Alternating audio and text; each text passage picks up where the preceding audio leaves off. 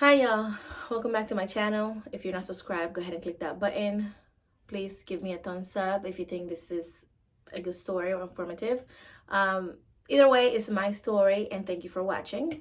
So this is about pulmonary embolisms. If you don't know what pulmonary embolisms is, it's basically blood clots in your lungs, one lung or two or whichever. So I have sickle cell. If you haven't seen my sickle cell video, I do have sickle cell. It is inherited through your parents, so it's not contagious, and it is a blood disorder. Basically, my cells, instead of being round, they are shaped like a banana, and I just hurt myself. So with that, we go through pain crisis, and basically the pain crisis kind of like clusters your blood cells. Obviously, logically, that will create clots. Not everybody ends up with blood clots. Apparently, I do. So a pulmonary embolism you can get if you're obese, if you're not active, if you are taking birth control pills, if you smoke, and a few other things. Those are the only ones that I could, think of off the top of my head. So I don't know what I was doing in 2018. However, I didn't have health insurance. So let me say that so that you can maybe understand the reason why I did certain things. But I started getting a pain on my left side. And so 10, 11 years ago, I used to get pleurisy and pneumonia a lot because of my sickle cell. And it had been a while since I have had anything. So when I got the pain, I thought maybe it was the same thing. And I was like, okay, well, if I take some ibuprofen, I'll be fine. I'll take away the pain. I was taking ibuprofen. And Dad held me up for like 4 days. On the fifth day, I tried to lay down and breastfeed my youngest. She was then, I think, 1 and some change, almost 2. I couldn't lay down. If I lay down, I couldn't breathe. I tried to lay down on my left, on my right. I could not breathe at all. So I got up, went to the emergency room. I do not like the hospitals like that. It's not like, okay, yeah, I don't feel good, let's go. No, like, to me, the hospital is something serious because they charge you so much money. I only go when it's like life or death, seriously. So I went to the emergency room. They did all the blood work. They called my sickle cell doctor or somebody in the clinic, and they made sure that I was in the system and everything. They did blood work. They did EKGs, a whole bunch of testings. They did an x-ray. The x-ray was fine. So the nurse they were trying to tell me that I pulled a muscle, and it was possibly just because I pulled a muscle because my x-rays was fine. Let me tell you, cannot find a blood clot in an x-ray. It has to be humongous in order for it to come out in an x-ray. And yeah, by then you're probably dead. So I told the nurse, and I said, you gave me pain medicine and that has not helped me. It actually got worse. So because of that, they did a CT scan. In the CT scan, I had multiple blood clots in my lungs, mainly my left lobe. So I was like, what are you telling me? Nah. And my daughter had an appointment. I mean, things just catches you off guard that you don't know. You can't just be like, okay, well, let me schedule this. I wish I could, but it was such a surprise. I think I waited too long to go to the hospital. And okay, so I was put in 24-hour observation, which is it's like an additional room within the emergency room before you get admitted. In that period, I was given morphine. That my body does not like morphine, and it does not like oxycodone, hydrocodone, any opioids. I do not do well, and so because I was waiting so long, I was hungry. I didn't react it well. I started throwing up, bile. I mean, it just kind of started going downhill. They told me that I had to do exercises on my lungs to kind of like expand them. Otherwise, if my oxygen level was low, it was a mess, guys. So after 24 hours observation and I gotten worse, I got acute chest syndrome, which is something only people with sickle cell get.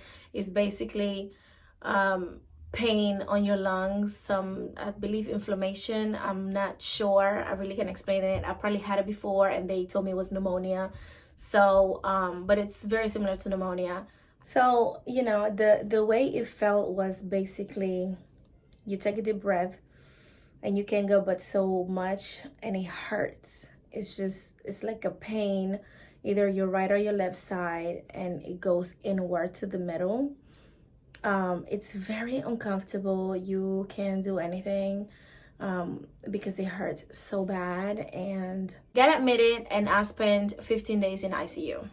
Not ideal. To me, that was jail. But then again, out of that time, about 8 days, I was in very bad condition. They had me on blood thinners. They had me on antibiotics because I was almost having a septic infection, and so they were drawing blood every day to verify my hemoglobin. My hemoglobin dropped to 8.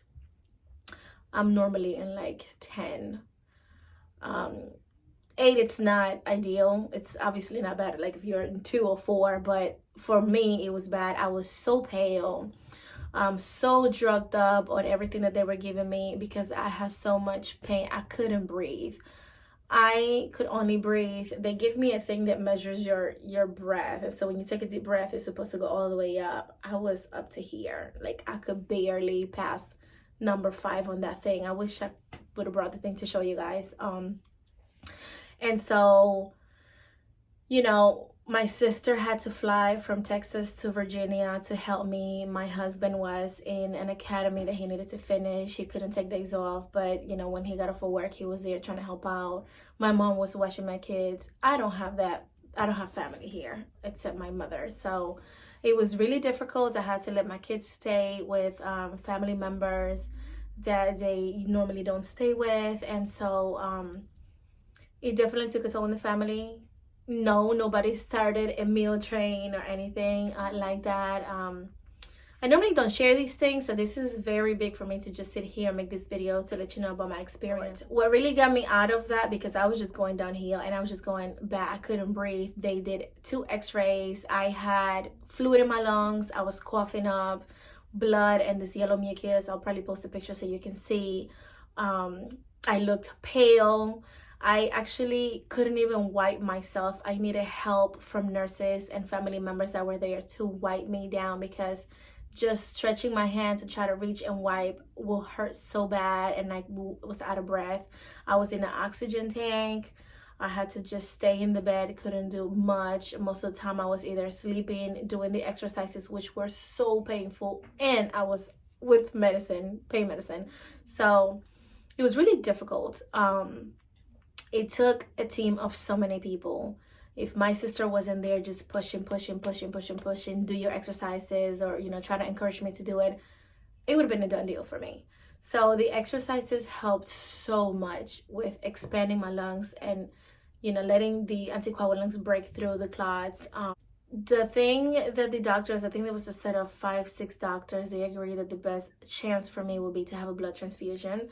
That was my first blood transfusion, and I had to make a decision on whether I wanted it or not, because I've never had one, so I was definitely scared, and I didn't know what it would feel like.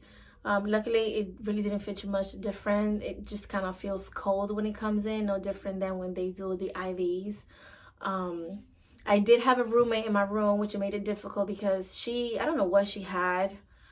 We were in ICU, so obviously something serious, but she had everybody come. I mean, her mom, her sister, her cousin, her brother, and I was just like, wow. And whoever was there with her was just calling like everybody, oh my God, yeah, we're in this hospital. And I'm just like, I could have posted on Facebook, and I'm like, I'm almost dead, but you're over here having technically like a barbecue on the other side of the room with loud people and children, and now I'm over here uncomfortable. I couldn't even fart without people hearing, or, you know, and half of the time I was moaning because when I was moving the stuff, it was so painful. Your back hurts, your chest hurts. Like I said, I couldn't wipe. I couldn't shower alone. I needed help from nurses and family members to help me shower, to help me wash my hair. Eventually, you know, they were bringing me food from home because I was always extra hungry. But, you know, like I said, I'm a foodie. And not only that, but bring me clothes, underwears. And I had the nurse, they had to like rub a gel on my back to help with pain, aside from the medicine I was getting in the PCA, plus the antibiotics that I was supposed to be getting. And so it was definitely a stay. That's when I decided that I cannot be a nurse and to just forget about that ideal job.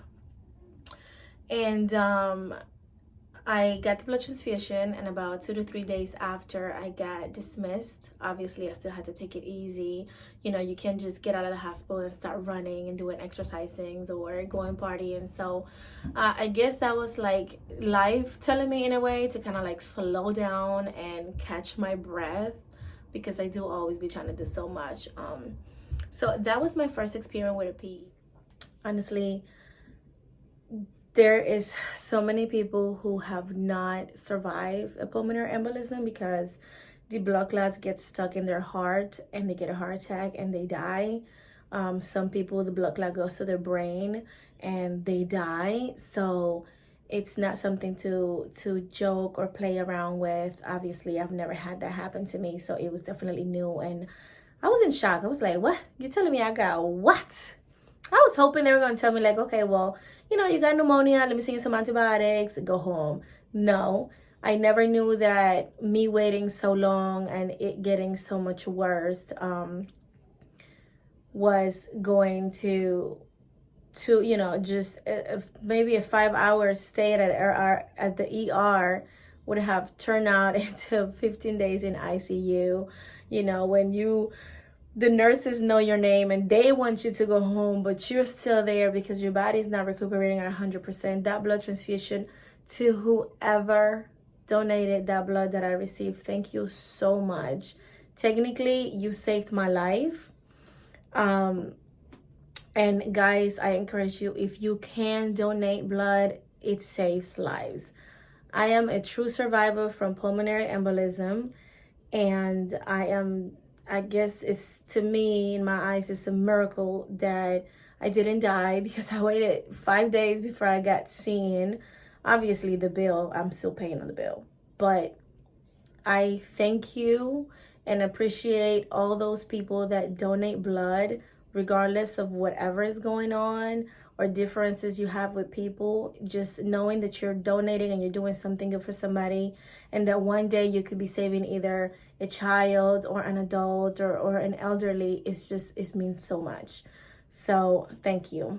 And I was in blood thinners for 3 months, and obviously with blood thinners you have to be super cautious. Then after that, I guess life just kind of picked up, and to me that was like an eye-opener on doing things when you want to do it, and not waiting for later. So yeah, but yeah, thanks for watching.